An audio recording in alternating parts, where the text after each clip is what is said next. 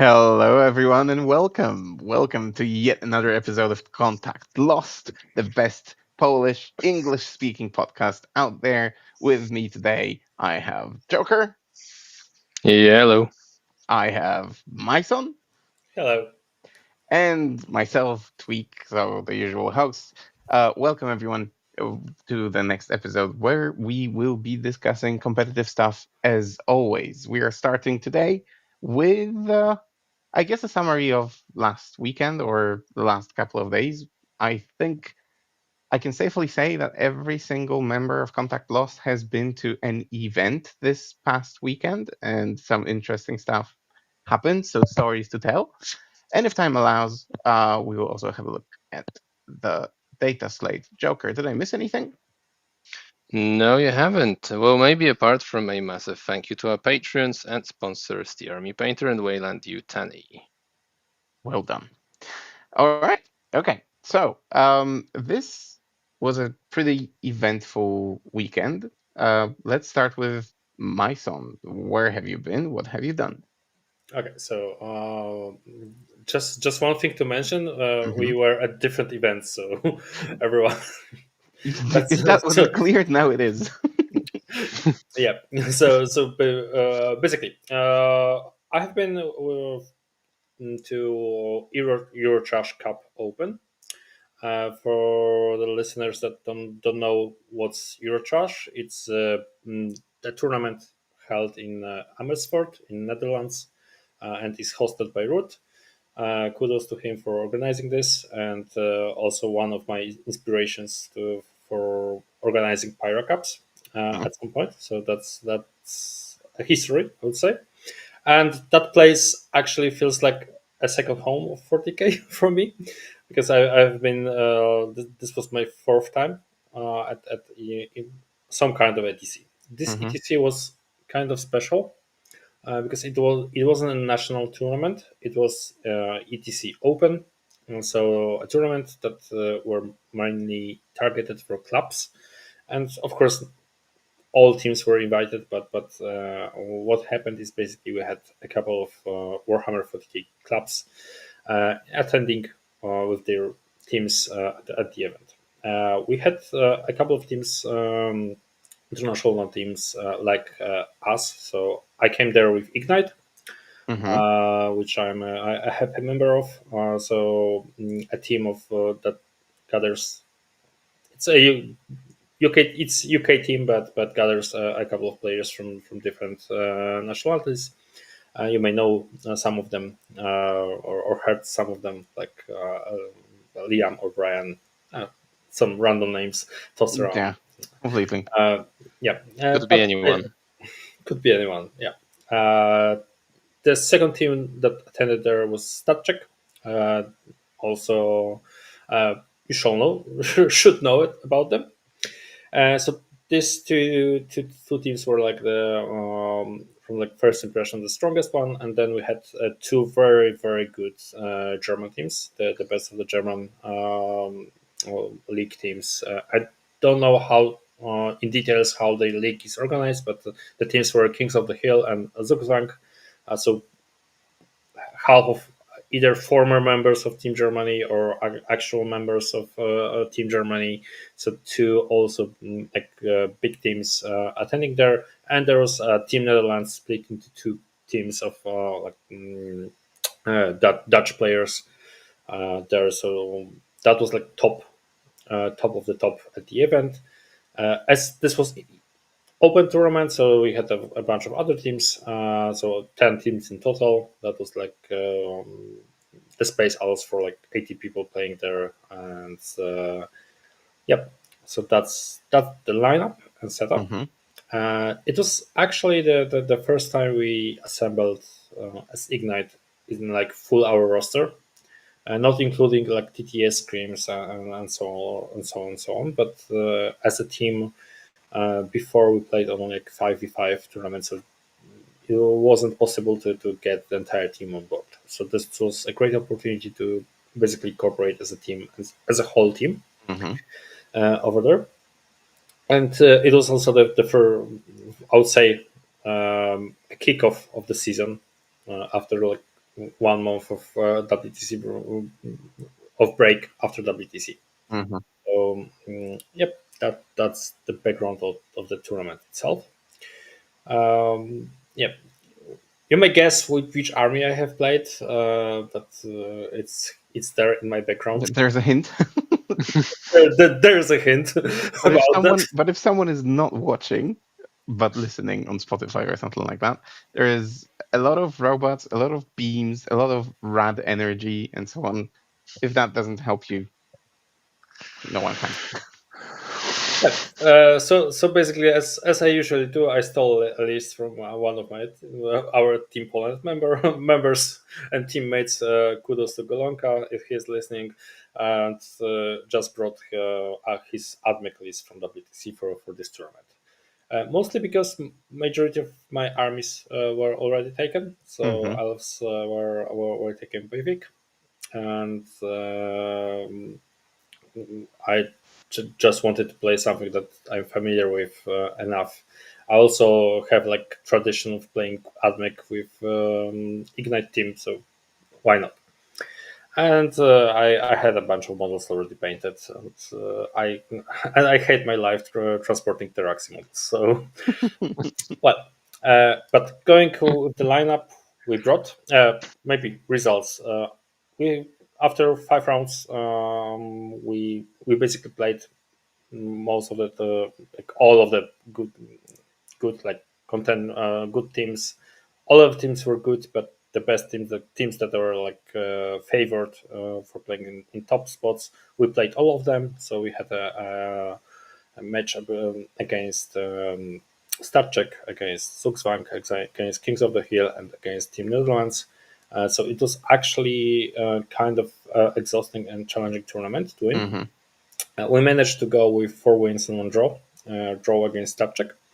And the lineup and the setup of the tournament basically said that we played a couple of missions that were not at WTC, like Ritual, which I will go back to playing Ritual a Okay. little bit later. That's okay. So, lineup of our team. What was our concept? Basically, as this was a tournament after a break, and we got on board like 3 Eldari players. So we needed to split the factions a little bit. We decided basically to go with whatever we like, whatever we feel comfortable. But some like principles were there that a couple of armies needed to counter knights, because knights after nerfs are like breaking some of the basic rules of the 40k tables, especially on WTC tables. So we need to take care of that. We wanted to have like push armies that will go for the top scores, and wanted to have like all rounders on board to manage to basically play into anything. So, Makes sense. so kind of standard approach, but yeah. So first of all, my AdMech Kolonka's list it counts as more or less all rounder and can deal into anything. I haven't played much with it, like play testing, so I was not like too confident against some push armies and so on and so on. So I wanted to avoid that in pairing. By the way, thanks Joker for playing the test before. Yeah, I would say anytime, but we both know that's not exactly true. that's exactly not true. If that's after 11 p.m., then anytime, yeah. I'm usually sleeping then. So, but yeah, Atmec and this list was meant to be a counter for CK or IK. Going from it's not like super stable counter, but it's something that can play into them. And having both Eldari, like I mentioned from Vic, and Admec basically meant that defending with CK is risky. Mhm. Eldari, Vic took more or less standard approach with Hawks, and Eldari got good stuff, nothing unusual here, aspect cost. Then we took Black Templars by David Gaillard. So a standard, I would say, maybe not standard list, but the broken list of good stuff from Black Templars and a couple of repulsors, executioners. A very good list, which is basically a little bit broken right now with wound benefits. Yeah, it came as all rounder, sometimes a defender, because with table peak, it can basically play also into anything. Then we got T-Sons, played by Lewis. T-Sons, all-rounder, defender, and an army that can try to kill anything, but usually requires a table. Then we had Orcs by Brian. Interesting. Yeah, Brian still. I mean, pretends Brian. that- Okay, yeah. yeah, Brian pretends that the orcs are good, and he brought some. Of course, yeah. Brian playing orcs is a different level of orcs. It's not like he's very good into it and played many reps. So we were confident with that pick. Also, it's not a standard pick combined with Admech. We had like unusual team composition, so it's really hard to actually do estimations against such armies, especially when it's not WTC and the other teams will not spend like weeks and weeks for preparation. Yeah, especially like training against those niche armies. But what was your orc army supposed to do? Was it supposed to be like anti-counter to something, or was it an all-rounder as well? It was a warhorde, so more or less all-rounder. And so you had Nobs, Mega Nobs, 2 battle wagons, 20 boys that can move, block, and do stuff around. So it's more or less like all-rounder and combat arm. So it got some good matchups, some bad matchups, but basically it's totally viable in hands of good operator. And Brian is of course one of the best players there. So we are confident with that. Then we got like 2 push armies that were meant for going for big scores. So we took EC and World Eaters. EC by Boris, standard list. Like nothing special about it. Going back, hoping that if we have like 2 counters tonight, so we can pair around, try to catch knights into the counter, and then use our EC to catch a good matchup. This approach should deliver us the win. And then we had World Leaders with 70 Berserkers. A little bit changed the list from French World Leaders from WTC. Yeah, it's the kind of list that pays a visit to opponent's home objective turn 2 or turn 1 if it's search and destroy and you go first. So yeah, and it forgets shooting. So well, when he's shooting is for pussies. But and yep. No, go on. The last one, we had a CSM build from Liam. Liam wanted to test something from CSM, and he also placed this army lot. He brought something that was also meant to be all rounder, so veterans list with all the good stuff around. Okay, I need to ask. Did it differ much from Vlad's list from WTC? Yeah, it's something different. It's more like infantry skill, not the vehicle heavy skill than the Bloody Blade. Okay. So you have like Fabius with Chosen brick, or you get Noise Marines, you get 10 Warp Talons. So it's a little bit different than the standard, the Bloody approach. Bloody took vehicles to do the damage, and Liam took like combat army, combat characters, and combat units to deliver the push. So okay. Have you considered any other armies while preparing, or was that like everyone knew exactly what they want to bring?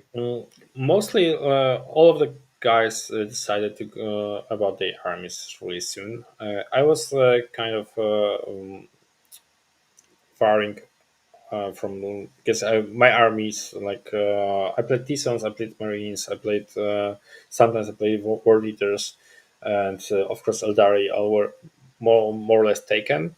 So I needed to take some of the my other armies that included either CK, IK, AdMech, or Card, or maybe Sisters, but Sisters are NGSC, but Sisters are not were not playable.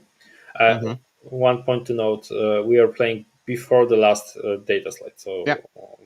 Um, if any tournament played the data slate this weekend, but kudos to them. but Yes.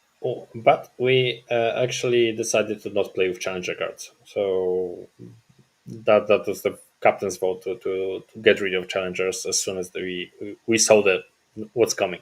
Yeah, that was a So common theme in Bidgush, the tournament that we played with Joker. I mean, the captains usually either decided or the players just said, yeah, we're playing or we're not playing it, and there was no yeah, argument about it.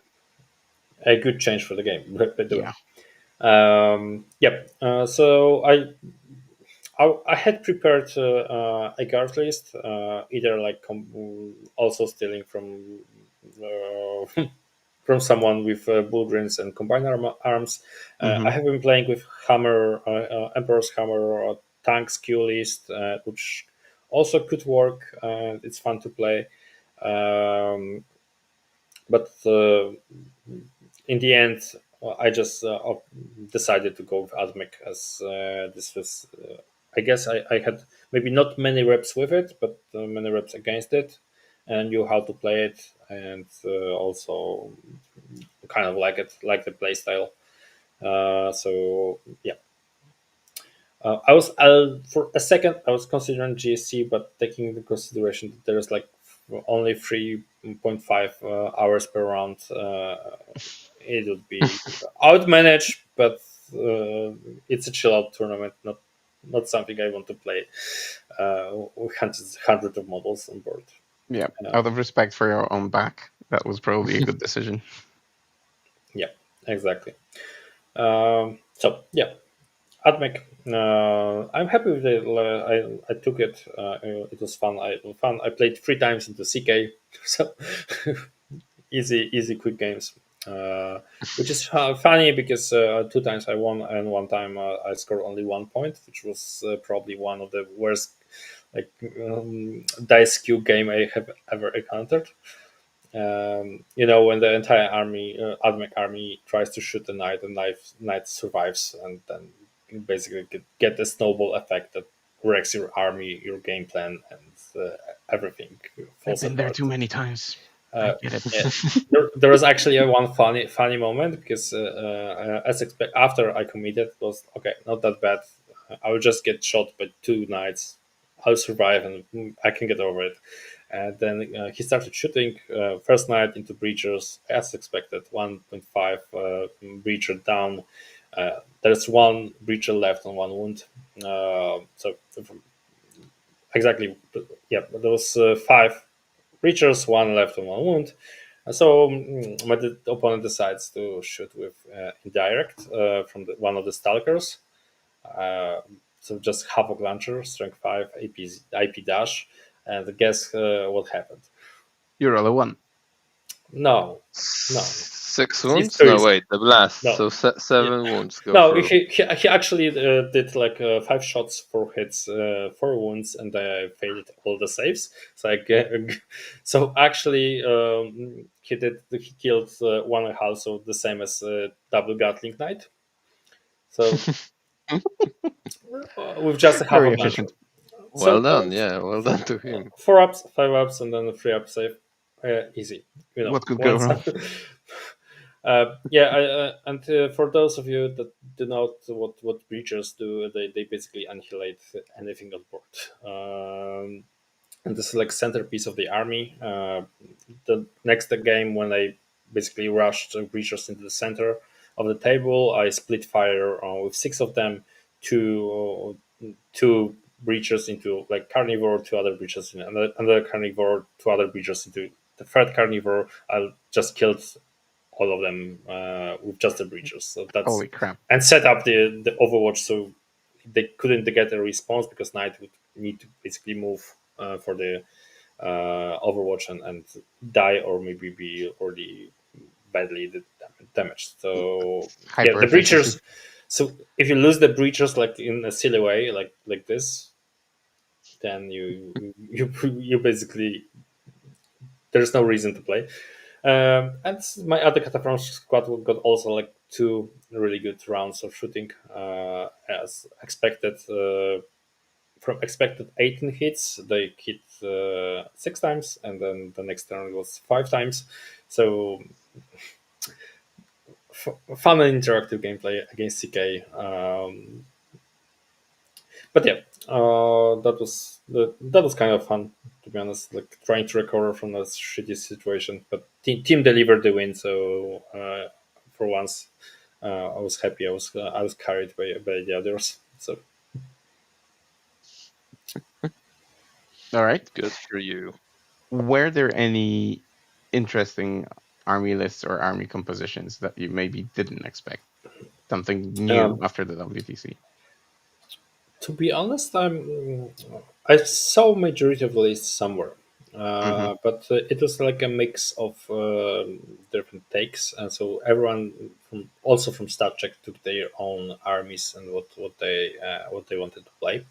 So Typhus decided to go with triple exorcist from the StatCheck. So Mm-hmm.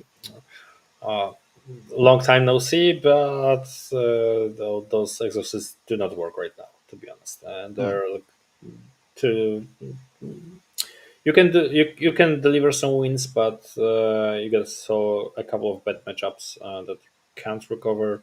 It's like the game pushed into like the game state is different, so the triple exorcists that just don't have the output to deliver a win, a stable win. Even in teams, Uh, like if Even in you. teams, I think Mhm. for now it's.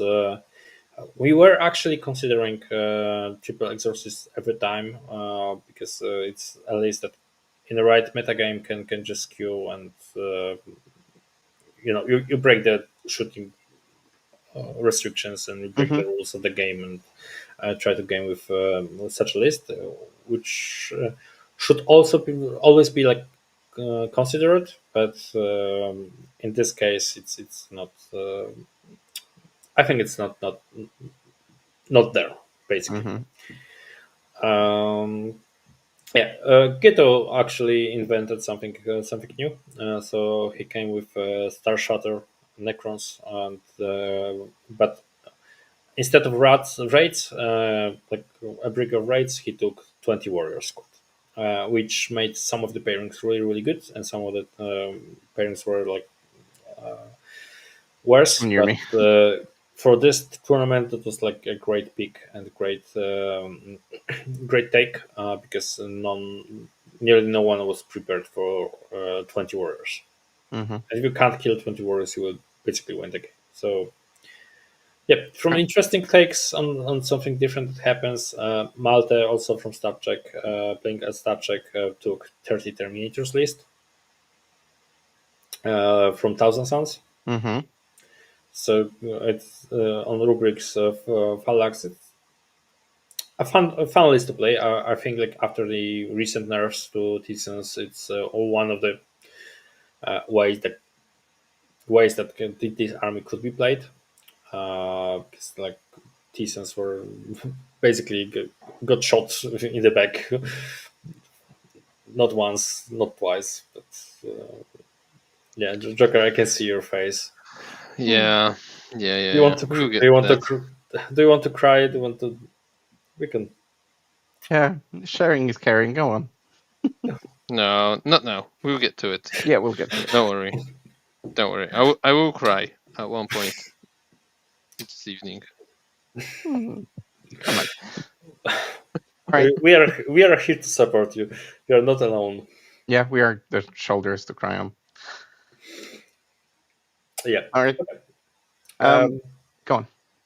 Yep. So it was actually fun to play against 30 Terminators because we played. So I played versus Malta at Hammer and Anvil and Ritual mission.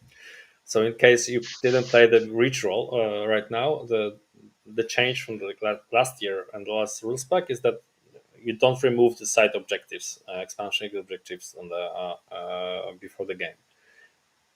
So Okay. you can So spawn new objectives from any of the 3 existing No Man's Land objectives, and in Hammer and Anvil you can basically make a line of objectives near to your deployment zone. So imagine AdMech playing on open tables against 30 Terminators list. So we basically spawned objectives on each side and tried to score some secondaries. So that's absolutely not non-interactive game. It was fun, of course, but playing ritual. I hate ritual, especially in the new set, because you can't do much about it. You need to have some kind of an army like EC or World Leaders to actually table your opponent turn 2, turn 3, and it's also hard to do this in Hammer and Anvil deployment because it's a long table. So you can deploy your army defensively. You have always like 2 turns of shooting and preparation. Some of the tables allow some for staging, but you need to have the stable, and it's basically hard to push. yep, and nothing about that mission promotes interactive play. I mean, at some point you need to try. You push the opponent. If you go first, you at some point you need to push and see what happens.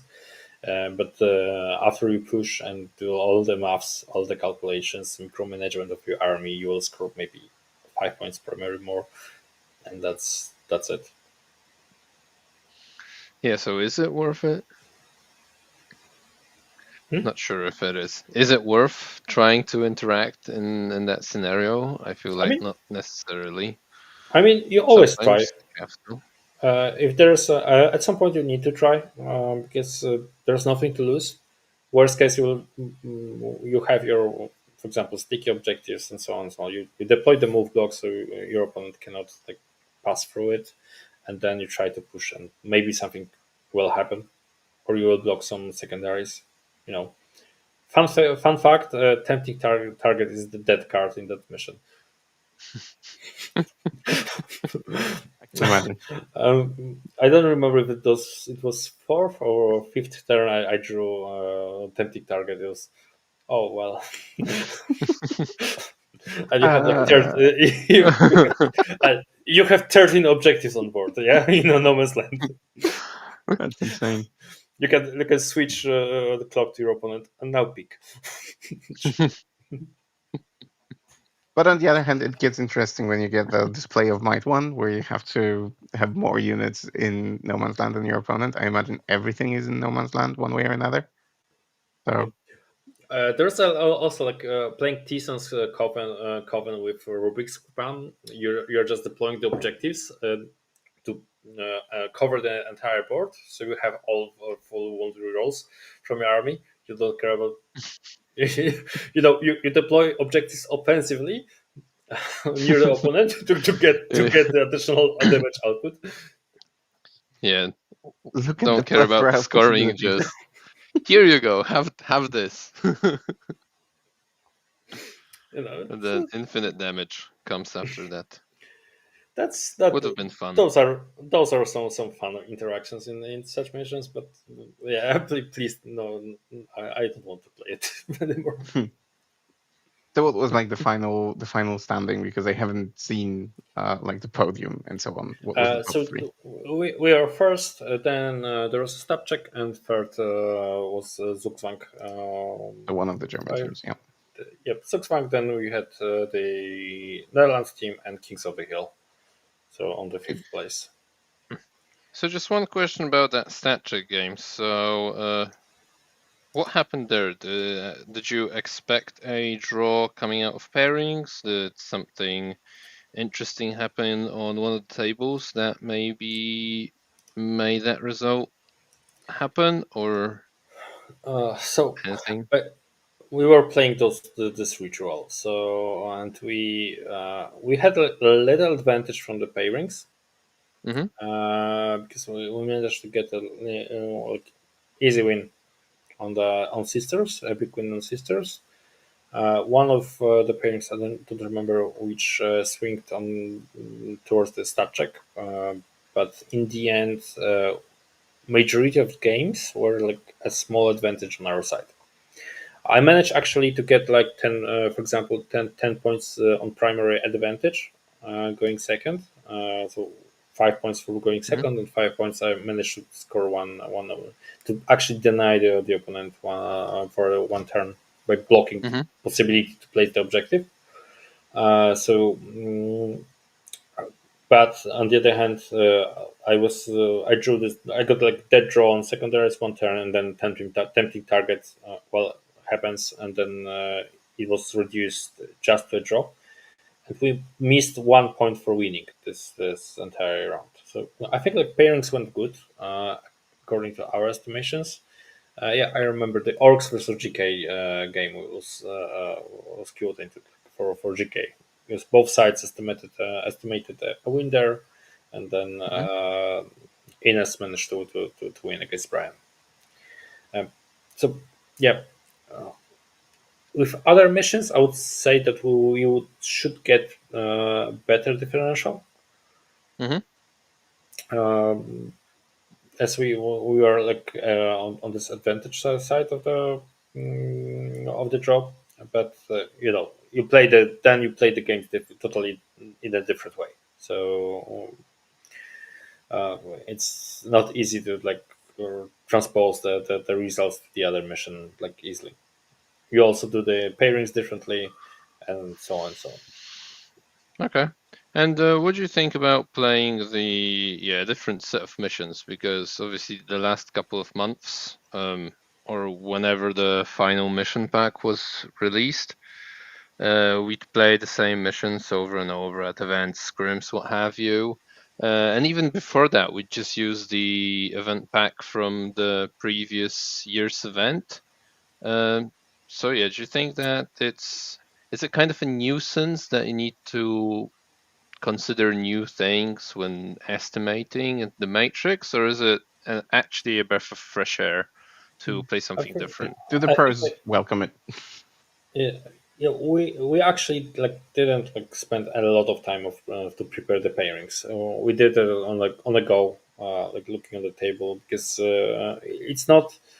It depends on like tournament grade. If that WTC, you basically spent a lot of hours to prepare the pairings in the process. But about the missions themselves, for example, I like playing different missions from over the season. Not only the fixed 5 or 4 or 7 from WTC. You never know when they are going to change. What will happen in that like last updates, and all the, in my opinion, the game due to like the amount of rules and the different combinations that you can have, the game promotes the player that can adapt to something new. I can translate that basically skill a game plan to not fix not fixing it the game plan on a single mission and single table and something, but the good player will be able to translate it to the different conditions. Whether it's like different mission, different scoring, and so on and so on. So if you can abstract it in some way, it simplifies the like optimization process of the pairings, for example, and playing the game. So for me, for example, when I'm learning the new matchup or something like that, I simplify the table pick to one of the three like archetypes of tables, because we actually have like three WTC archetypes of tables that's with little differences over the archetype. And analyze the pairing from these 3 points of view. So that's makes the thing easier. You don't have to do it like 8 times. You can only have to do it like 3 times on different tables, and then it gets simplified. And playing different missions over the year actually and different like takes different set of tables, in my opinion, at least for me, it helps me to learn this abstraction. because also I'm lazy, so I don't want to spend too much time on doing things. So it optimizes my time for to get some like information data about the given mission. So yeah, but here we took the two missions that were actually really bad. They're different, but they're bad. Like Ritual, which is straight up drawish, especially now. And then we took the supply drop on the Hammer and Anvil. And supply drop is something that yesterday I also was talking with Ignite guys and doing some coverage from the same event, and I took the note about the how it affects. I got a question how the supply drop mission affects the pairing process, and said that basically it doesn't affect exactly the pairing process, but it affects something different. Because what you need from such a mission, you need an information as soon as the round starts. You need information from all the tables. As a coach, as a team manager, and team captain, you need like set of tables that were who went first and who went second. Because supply drop, just as a reminder, it's the mission that leaves one objective at the end of the game worth 15 points. So basically, going second means that you can deny the game, not play the game, not interact, and just score 15 at the end. That gives a 3 points differential. If you play the game properly, you will end up like 12-8 or something like that. So over the 8 tables, what you need to get is after they deploy and roll off, you need to get a set of how many times your team go first and how many times you go second, and then you're making the decisions where on which table to push for the results and where to basically stop and to deny the game, because that's something that you actually on this mission need to decide early on, and it's like binary roll off on one side or another. I don't like it this mission because it's random and you can't do anything about it. And it's like random in 2 points. So who goes first and which objective Disappears. In what disappears order? first. In Hammer and Anvil, it's less impactful because you don't have like specified your expansion objective. There is of course one that is easier to hold, but because of the terrain setup, but usually the distance to every objective is more or less the same, so you can potentially like redeploy the army. It's not that impactful. Like for example, in Lynchpin, when you lose your objective first, you are screwed, and you go first, then you're double screwed. So yeah, supply drop and ritual were not good examples of mission.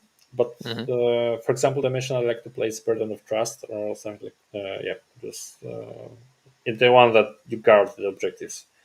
It's also and I also like Terraform because my armies like doing actions usually.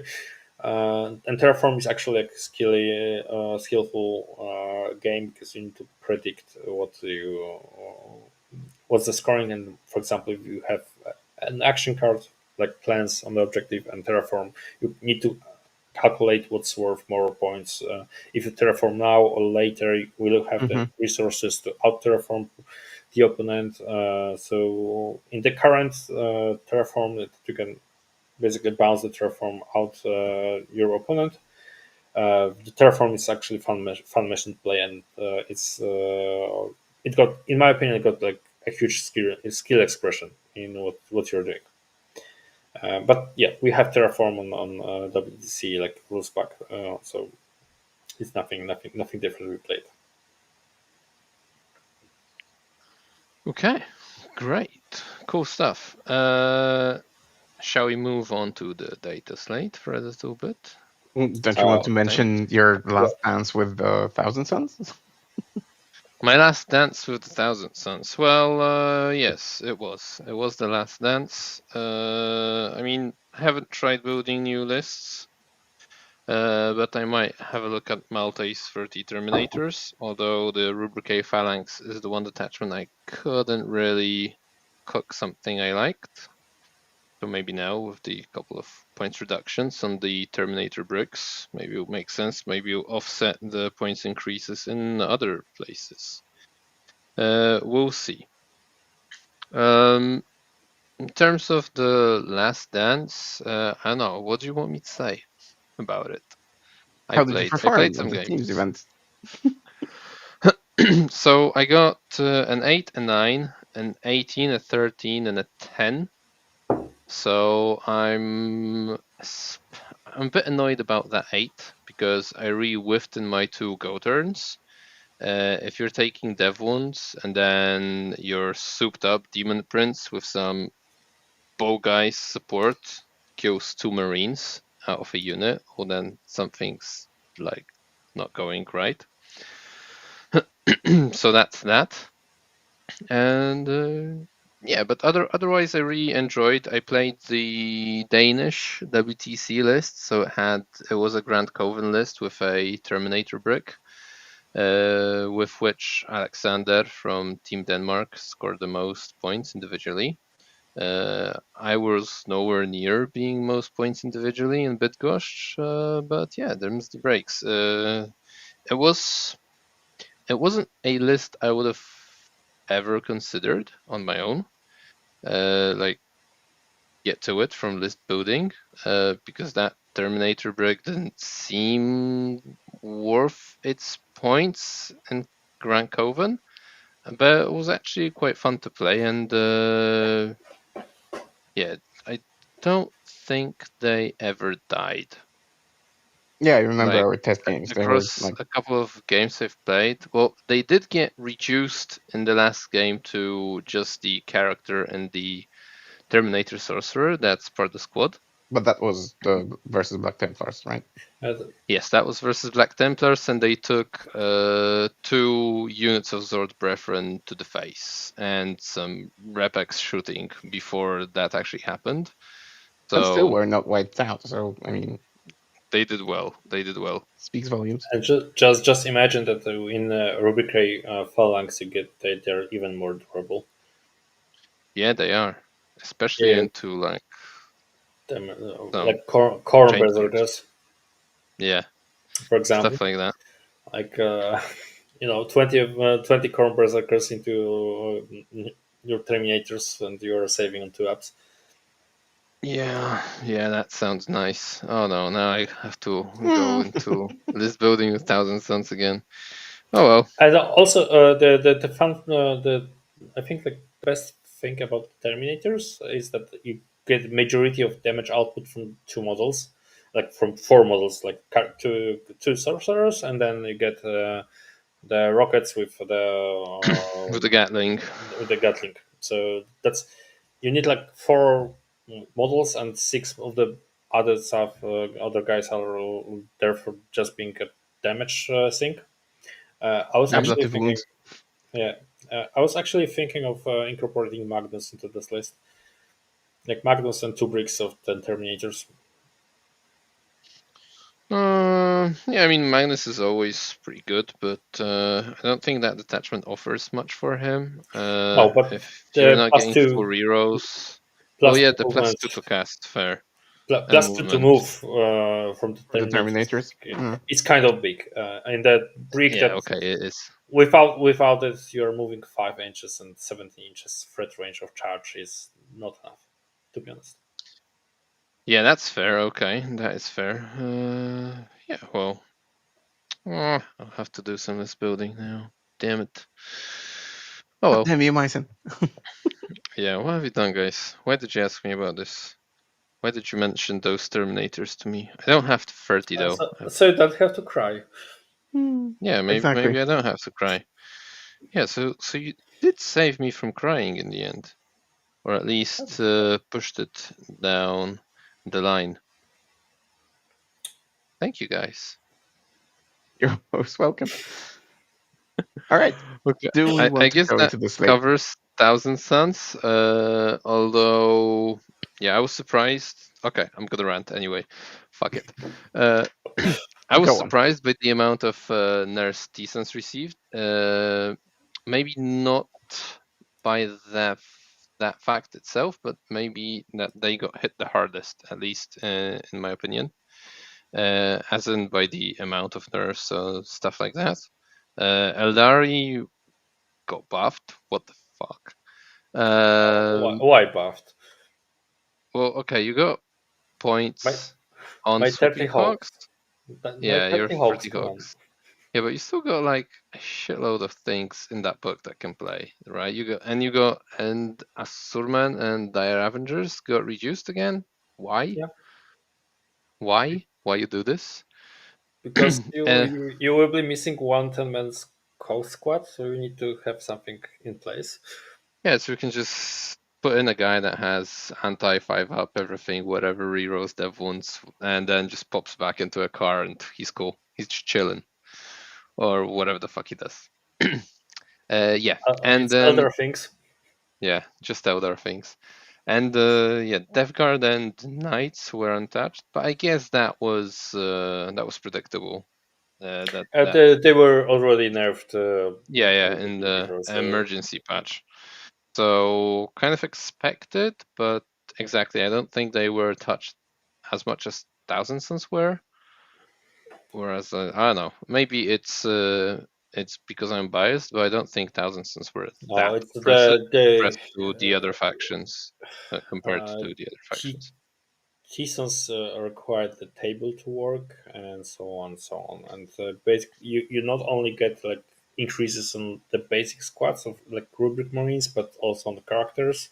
So in Mm-hmm. total, you're losing like every unit that actually played in Seasons Okay. got Yeah, hit, and and you don't all. get much in return for that. Yep. The only unit that actually deserved the nerf were the goats on discs with, Yeah, they were way because too they cheap. were like way too cheap. I think like 30 points is like too much. This should end up like 100 per six or something like that. Yeah, it would be fair. It would be fair, but combined, then you get Vortex got the increase, Magnus got the increase, Infernal Master got the increase, Mortality for the Beast is increased, Rubric Marines increased, and now basically all of the units that played got a new in the like standard Covenant list got the increase. Yeah, and now with the change to the rituals, those Vortex Beasts are like even more important to have in a list because You that's need like at least one. exactly, and it Uh, got a price hike as well. So I, why you do I this? think What? like doing the rituals. I think like I got the impression that the rule were meant to be like that, so you could get one try of the Everest ball, but yeah, you don't have like redundancy, unit redundancy anymore. So if you Exactly. fail your That, spell, your game will basically crash. Because from my impression, it's like after the nerfs, you will in the Coven list you will not have like redundant units that can try once more time for doing the yeah, exactly, and that's what annoys me because you can just have a really bad turn out A very spells, and bad you're roll. essentially like, Mhm. what? Yeah, and you're without an army rule essentially, and it just sucks. Yeah, there were other ways how they could make it better, but not like um, dead yeah. like The, now. I mean, it could become like more expensive every time you fail for the turn. Every time you try, yeah, that Well, yeah, would, that's what I mean. I So guess like that would make if the cast sense. level is 7 and you fail it, that you can attempt it again, but it's on an 8 now or Yeah, something like like that. they did, like it was the ninth with the smites. Yeah, I think I would say that would be fairer. to be honest, we were at this point with a long time ago when we actually got the psychic powers. You also had like teleportation and additional movement and stuff that, and you got this one reroll over there. And the entire game plan was like to try to cast it anyway. You failed, but you got always had this redundancy of units. Hmm. So I would say that the changes okay, but let T-Sons got some redundancy in units in case, and now everything, in my opinion, is on the edge. I mean, it's It it's it's hard to just plan with this army. yeah, it's just a bunch of Marines in power armor with characters. With an occasional boost. Defensively, they are just power armors. So yeah, it's a little bit too much, in my opinion. Mm-hmm. Glad we agree on that. Although I was expecting Tomek to be happier with the T-Sense nerfs.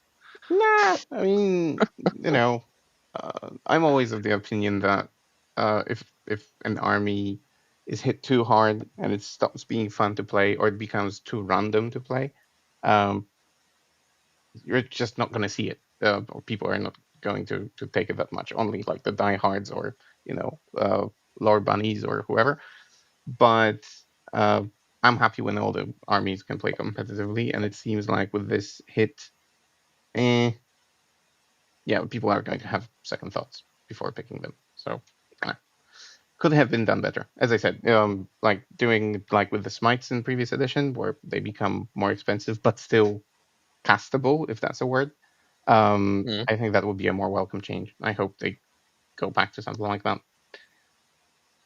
Plus, I already laughed at you on Friday in the car going to the tournament. I don't need to do it again. Yeah, that's fair. That is fair. Right. So, guys, who do you think are biggest winners? Yeah, let's stick to winners now. And why, of course. So, Majson, let's start with you. Do you have some favorites coming out of the data slate? Yeah. Of course, Aldari, because they were not nerfed to the ground. Yo, we God, I still hate Eldar. we still need to deal with them or play them. I lost all my hopes and became an elder. It's less frustrating that way. So Yeah, anyway, you should change your background like right now in the middle of the show. Now that we I changed the don't have it topic. prepared, so that's just Yeah, guess my same background. for me. So still beautiful Tiscan pyramids in the background. Yep. But Anywho, yeah. being serious, the biggest winner of all time, I would say it's Atmec. Okay, yeah. Walk us through the I changes I because I I didn't read them. mentioned one game where I basically got screwed by dice versus CK because I didn't Mm-hmm. hit, and all of my last cannons at one turn didn't wound at all. So zero wounds Oh yeah. of last cannons. And now suddenly someone invented a couple of changes there. So all of the like chicken last cannons in Azbek got twin linked for 5 points increase per model. So I suddenly got twin linked onto two last cannon shots. And apart from that, Belisarius Call got updated to give like additional army roll because why not? And he instead of like aura of real ones to hit, gives selects one target from the opponent army, and your entire army got a hit rolls against that target. Essentially oats. So you get oats. So you get oats. Uh, it's free oats Another army. target with Belisarius Call. So suddenly all the like bad points that could go wrong with Admec, you're basically there, and you're fixed, and you can in a rat zone, for example, you can get like full reels to hit two wounds with chickens against two targets because of the auto target, and if you're shooting in DZ, there's a strat. The opponent's DZ, there's a Mm-hmm. strat to get a full reels to hits. So come on, it's something that's really huge boost. Uh, there's also he got his other aura, stealth aura, which is kind of also playable. And also what got updated, the profiles on Rust Stalkers got improved. Rastalkers are the combat units from the AdMech. They profile. They got one attack less, but damage two on the. You get. I will just read the profile. It's strength 5, AP 2, damage 2, anti infantry 3 up with precision on the guys. They used to have 4 attacks and damage 1. Now you get like double the output, more than double the output, and you can kill marines with that, which is a huge boost, especially that the unit is kind of cheap. It's 75 or 85 points per 5. They're durable because of stealth, 2 wounds, 5 up invul. So you can actually try to build a list around them, like Skitaric Hunter cohort or the Halocrete, so was the Grotsmast attachment, which is also fair to play. Or even if in Red Zone you can play the unit of Rastalkers, and they are now viable combat units. There is also an upgrade on Scar Infiltrators, so the taser goats, the gun with the weapon with sustain 2 got AP1, so it's Nothing just also fat. it's those are all small changes, but they matter a lot because suddenly you get your infiltration and you can kill more stuff than they used to. There's an also upgrade on Belisarius Call weapon. He's got flat 3 shots, not D3 shots, and D6 damage instead of D3 damage. So it's a Significant boost. sorry, it was a flat 3 damage Melta D3. So it's kind of different, strange profile. And now you get the damage D6 Melta 3. So it's a straight up upgrade, especially that you have 3 shots, flat 3 shots from Blizzard's Call. He's lone up, he's tough to kill, he's like centerpiece of the army. Right now, the admec goes like into, I think like 8 year at least from the army's perspective. They were already there somewhere, and they got straight up upgraded. So Yet again. Oh yeah, definitely a good day to be an Adamic player. So you're telling me that I thought that weapon that got boosted to damage 2 was only on the sergeant guy, but you're telling me that's the whole unit that can take them? I'll need to double check. I mean, it's still good, but yeah. Because you know all the names of Admec guns and weapons there. I think it was the sergeant one is transcending blades and short claw, and this razor and short claw is for the entire unit. Okay, nice, good one. Yep, I'll Yeah, so they're definitely loving that change. Definitely. We have a question from Caroline. How do you think the Blood Angels will fare in these in these next few months of uncharted territory? Have they changed much? Apart from like sanguinary guards getting better I think weapon just skill? the sanguinary guard that got the boost to weapon skill to up. To be fair, they should have always have had that, like they did in the index. That came at a price, I guess, at some points. Yeah, but you will lose like a couple of like one unit something. I will just like downgrade one of your unit to get straight up upgrade on 3 of your like core squads. And yeah, the spear got additional attack, so potentially you will play like 2 times 2 small units with spears and 1 unit with Dante blades, which should be kind of optimal approach, because you can always get the lance for one of of these units, this would be probably the Dante's squad. And yeah, 2-up with hit means that you sometimes you don't require to have like odds on the target. So I would say I would be happy to with this update to build angels. Okay.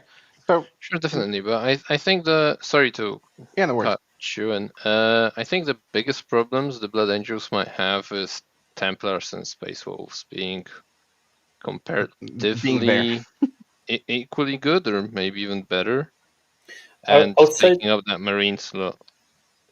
yeah, for teams, yeah, but like to be honest, Blood Angels are different, kind of different army, and potentially can push harder than Black Templars, Mhm. potentially because they're a little bit faster. But on the other hand, the Space Wolves got nerfed. Yeah, they got pretty much every And single special unit got point hikes. So exactly. So you need to compete with Templars, which probably will be nerfed at some point because they're kind of broken right now. You get like you will have to compete with Raven Guard, the new detachment, something. I saw one game play with that, which is kind of interesting. Mhm. But to be honest, I like Blood Angels as the like push army that can't be move blocked, which is like a case for world leaders or yep, EC. You can always like put some kind of a move block can trip on there, something. Yeah. and then and you can't block the Blood Angels at all. But they are squishy because Sanguinary Guards. This is just a free models with 4-up invul, 2-up save, and 3 wounds each, but and toughness 4. So anything can kill them. Yeah, but on But the Especially if other you have better hand, than these guys. Oh no, it doesn't. Where's the camera? where's the Ah, there camera? he is. There he is. Easy, flawless Yeah. plays. So exactly. But still, I don't know. I might be wrong on this, but it feels like with those changes, to sanguinary guards, they feel, at least in stat line, comparable to like custodes, uh, when it comes to like the hitting power and so on. So it feels like you can now run them without characters and still be successful because they have like they don't need extra boosts from the character. They can do well on their own. oh, yeah, I think you also played like Sanguinary Guards without the character. One squad with Dante and 2 without the characters. They were Okay. enough. So, but now you get like better stat lines, so they're more. More They reliable. don't require the because you used to play swords because more attacks, and then yeah, then you have you don't have to cast lance stratagem on them Mm-hmm. because you get lance on spears at this point. So Yep. mm, Yep. Right. So we've covered Blood Angels from the chat question, but Majson, any other winners that you want to mention or you think are there from the slate? I would say orcs are viable, but I'm not an orc expert. Right now, they got a bunch of changes in points, and also Gazgul can join boys and nobs, which is kind of big because he will be in the like better unit than like 2 mega nobs, being like additional wounds To gas, just being those ablative wounds more than anything, and now he yeah. can join nobs that are annoying and actually pretty decent. Yeah, so the Krigosaur boss got downgrade, which is fun. Yeah, a lot of like, the downgrade points on somewhere. So orcs are kind of bigger. Big winners here. Necrons outside of Silent Killing, changing the aura to plus two to move. You know the aura. Mm-hmm. So Yeah, it's a nice so aura to have. suddenly you're like otherwise slow units like Scorpion Destroyers or I don't know how they're called, the Plate ones. They got +2 move, which are increases the range and of charging. Uh, they're like a big winners here. What else? We have a couple of changes in GSC. Which Yeah, but sorry, before we go to that, but which aura got changed? Wasn't it the the It was reroll one? not the ignore modifier thing. ignore modifiers. Yeah, there we go. So I don't know. Ignore modifiers seems to have been quite useful. Is the movement an actual upgrade? I would say so.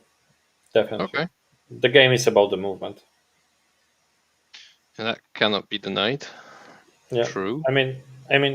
Movement will be applicable in all of the all Matchups. matchups, and ignoring modifiers were like applicable only for like one or two, where they actually got like they mattered.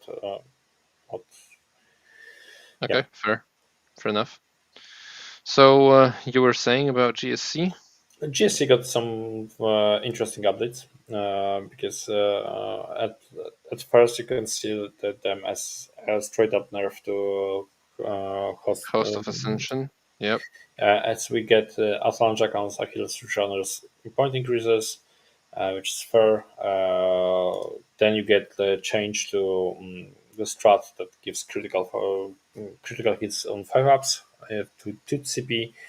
But on the other hand, you get kind of a buff, in my opinion, that Red to Shadows changed the wording to be so the stratagem that gets you uppy downy. It's a proper uppy downy. So cast it at the end of the fight phase, pick one of the units and bring it back to the reserves, which is straight up, in my opinion, better than the previous. So the previous one worked like you needed to shoot the unit, they needed to Mm-hmm. survive, and then you got this opportunity to move the unit to reserves, and all of the good players knew how to play around it. Change to that actually means that you will be playing all 5 turns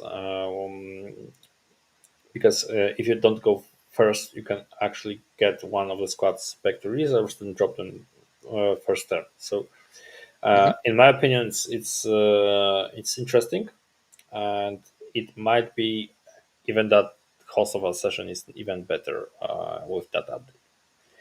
There's of course there are a couple of things like Primus Squad got nerfed because you don't have like 4 real to hits but straight +1 to hit, which affect mostly the Overwatch potential of the squad. But you still have like 4 blobs of infantry, so you got a good damage, and you can rewind to you can up and down the squads from turn 1. So it should add up to be like more damage. Critical, of course, crits on 5 also a good stratagem.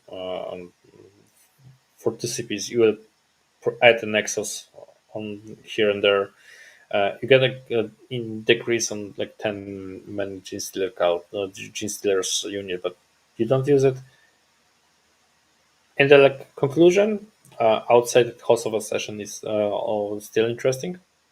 It will differ, go back to this old dynamic of uppy downy. So that's something I like, and I'm tempted to play and try it. But on the other hand, you get straight up increases or like, point decreases for all the stuff, good stuff that played in Bioscientific Detachment. The aberrants So are cheaper to revive, I think. Aberrants are cheaper to revive. Metamorphs got decreasing points. Abominant got decreasing points. And Pure Strain unit of 10 models like -10 points. So you might be tempted by playing Bioscientific one more time. Mm-hmm. It's the army that I think it's like worse combat army than EC or the World Eaters, but who knows? It's still like viable army to play. somewhere. Yep, I believe so as well. All right. Do we have any Okay. obvious outstanding losers of the slate? T-Sons. T-Sons. Which we Yes. covered already. Yeah, which we covered already. True. I know you guys mentioned that Wolves got nerfed a fair bit. Which I believe was uncalled for. Like there was, and think I mentioned this on the podcast already. I didn't feel at any point that wolves were oppressive or that they needed uh, points hikes, rule changes, and so on. So I was a little bit surprised when I saw that.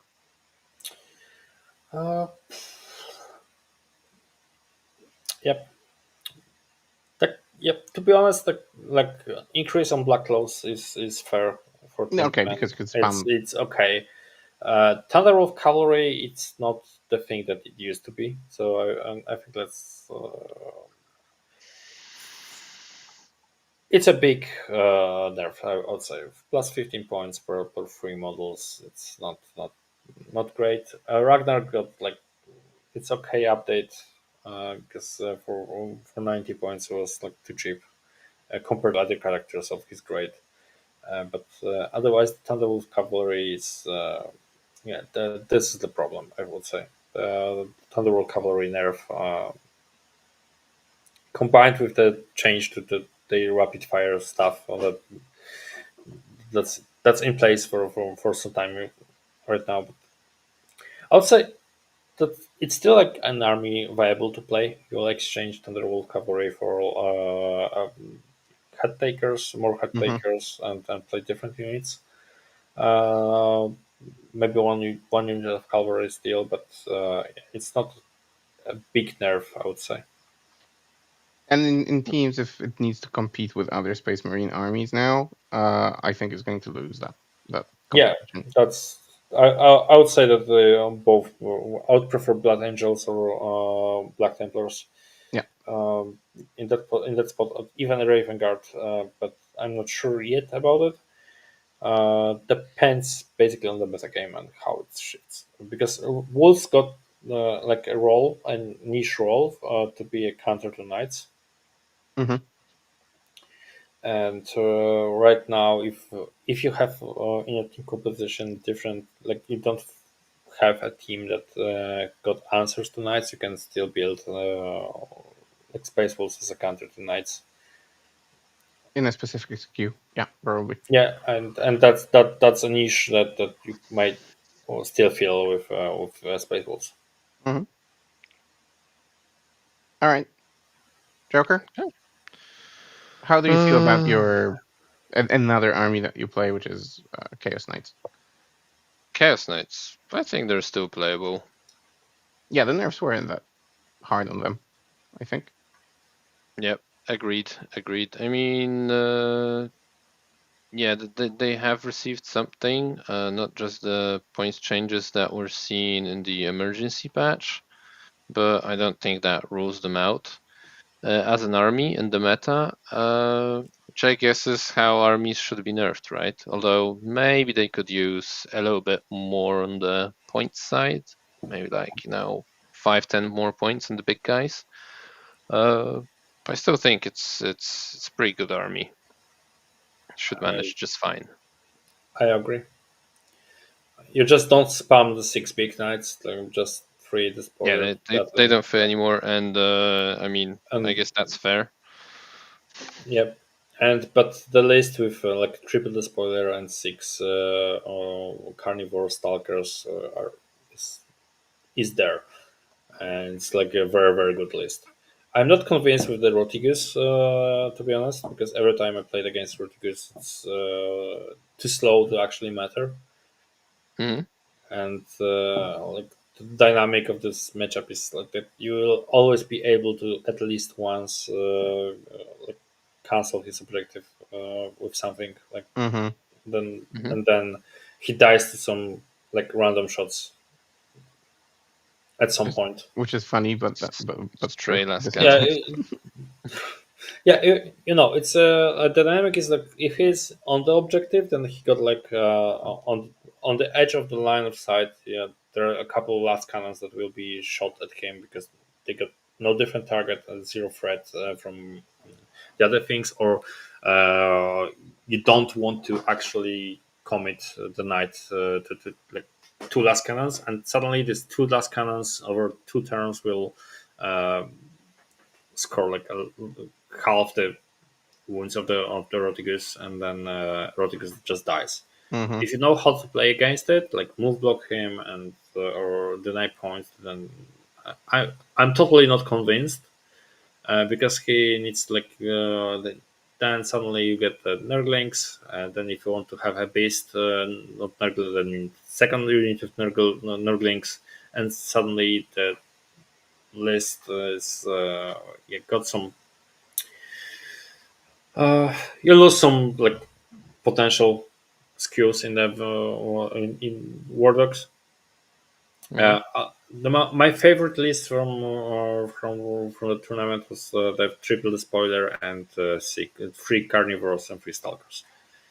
In stalkers are really good in my opinion with scout because you can scout ahead and then do the infernal lance buff. Then you move up to 21 inches from the edge of your deployment zone. That's and the opponent. What's not to like? That the opponent just needs to take this into account. Mm-hmm. And you have like suddenly you get 6 knights standing that are capable of doing the damage, especially in combat because all of them got a close combat weapon, and then you get 3 big knights with the gatlings or 1 with battle cannon. Depends what you want. Which is outrageous amount of damage. Yeah, so that would be my way to go with CK. So triple the spoiler, 6 small knights. Maybe if I want to remove 1 knight, put Nurglings in and get the points for a beast and I guess 1 enhancement or something like that. Some action monkeys, stuff like that. Yeah. Yeah. So that's viable, but you don't need it. Okay. Anything else? Any other losers? I don't think there are any really. Yeah, so all in all, Good I slate? think that's Bad slate? that's the data slate. Depends on the perspective, I would say. T-Son's player might be Might not like crying. it, yeah. Exactly. But it is what it is. It's always a risk. If your army is at least okay-ish, it might get nerfed. Especially if you are, especially on. if you have army that breaks the game mechanic. So and T-Sons basically were playing against the rules of the game. Finally, someone all the time says that out loud. So I have Same- no same- idea same what thing rules with- are you talking about. yeah. I'm playing Eldar. I know all the excuses. Come on. Oh, yeah. Yeah, Eldar's GSC sisters were also the case. Where basically you break some of the mechanics of the game, and then you got nerfed at some point. It's really hard to balance such things in the game when you are playing different game than your opponent. Yeah, the disproportion becomes absurd. It's funny because like Necrons are also kind of this army, and they are not. The core mechanics are not being nerfed at all. Like because when you have like 20 warriors and raids, you're playing totally different game than usual game of 40k, and they still got like resurrection. Necron resurrection didn't get touched at all. Mm-hmm. Which is also like in my opinion a problem with this army because it's really hard to balance out in like points. Yeah, and it's hit or miss when you for example take warrior spam 60 warriors on board, and either you hit and you will win everything, or you miss and you will lose everything because someone got the means to one shot 20 Deal warrior. with it. Yep, pretty much. Yep. I think it's been established long ago that someone up there really likes Necrons and just doesn't want to nerf them too much. And I'm not talking about Gito. So yeah, we'll see. Yeah, they like Necrons. What would you say about Eldar? I don't know. Well, they're fair and balanced army.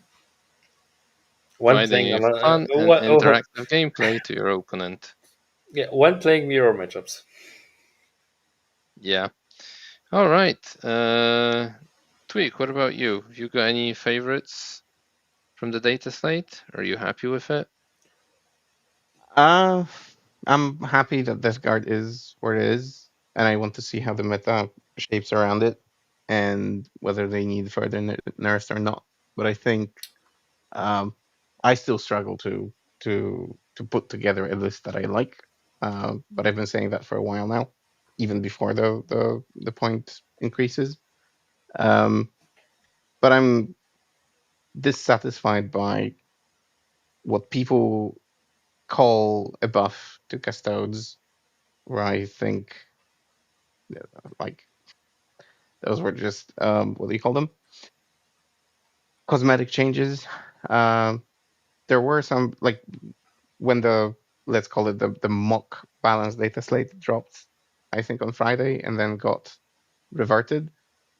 One of the Hmm? comments I read on Reddit was like massive buffs to custodes, which got my hopes high. And then I read that essentially prosecutors got like point drops for a unit of 10. Nobody's gonna play that anyway. Guard got point drops. I mean, fine. There will be some people who will play 6 units of guard, sure, And then but you will find the points for additional unit of prosecutors. yeah. But at the end of the day, like something that on paper, on the surface, looks like a buff is, in my eyes, like a secret nerf, or well, maybe nerf is much, but is like nothing. The army fundamentally needs a rework. I believe the book is flat and boring, and it just needs changes to avoid what we just mentioned. Like I don't know. I played at this What's tournament. Sorry. what's the role you would like to get as Custodes player? The role. But the rule, one Oh, rule the that rule. you Rule.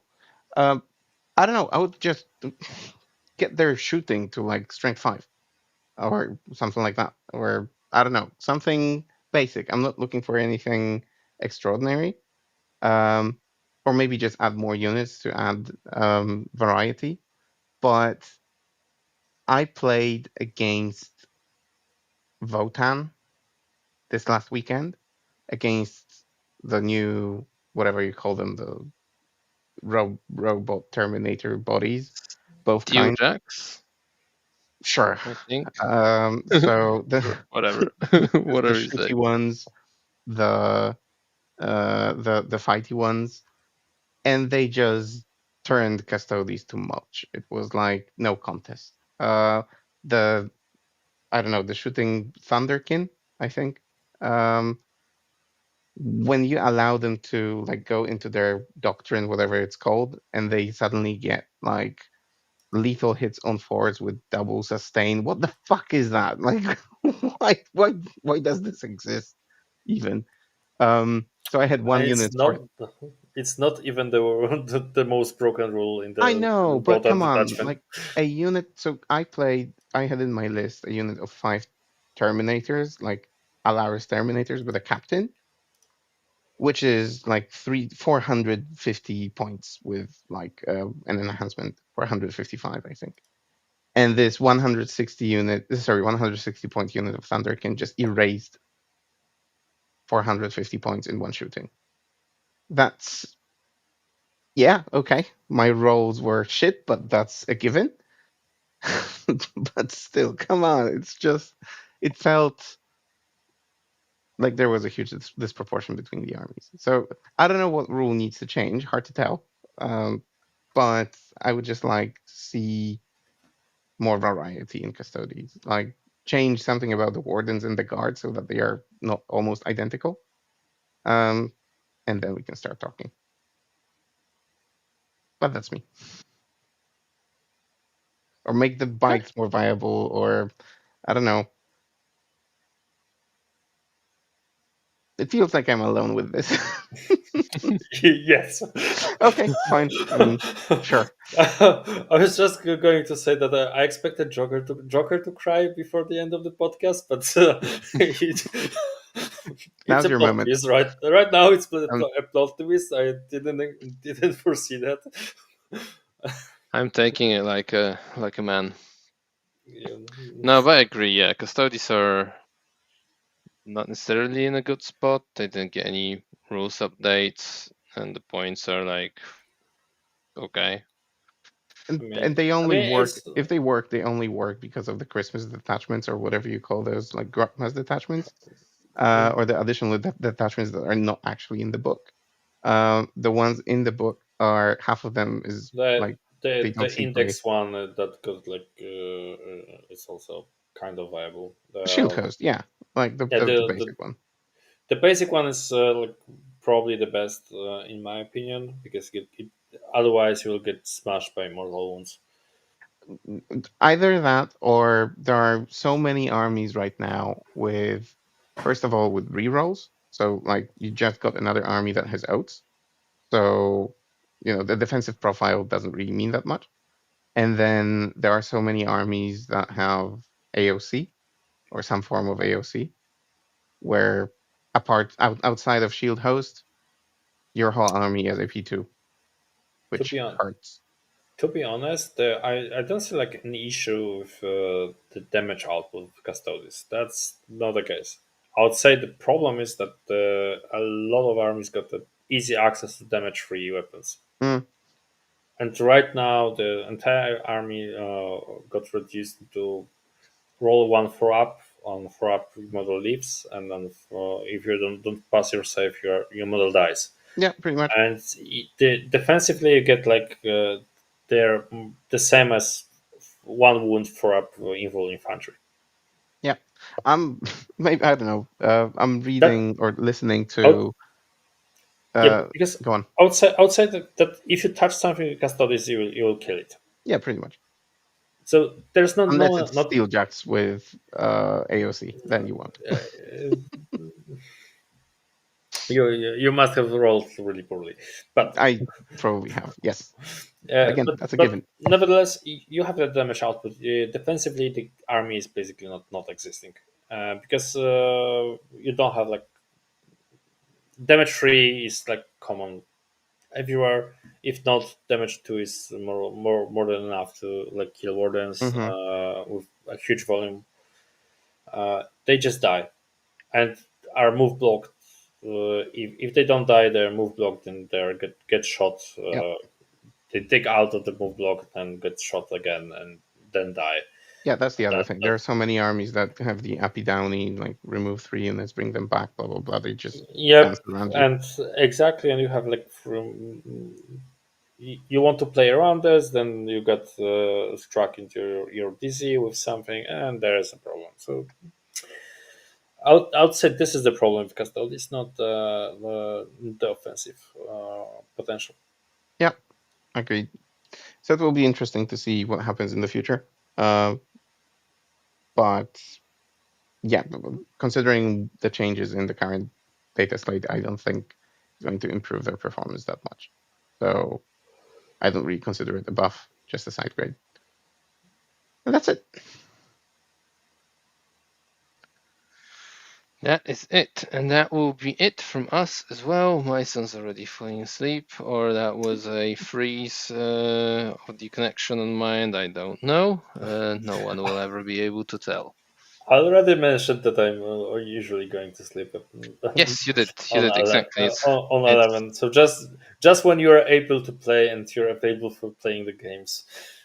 30 minutes past your bedtime. Let's not prolong this anymore. So, everyone, thank you for listening in. If you've managed to hold on that long, we thank you. And please do consider subscribing, liking, sharing, commenting, whatever, all of that jazz, hitting the bell button as well.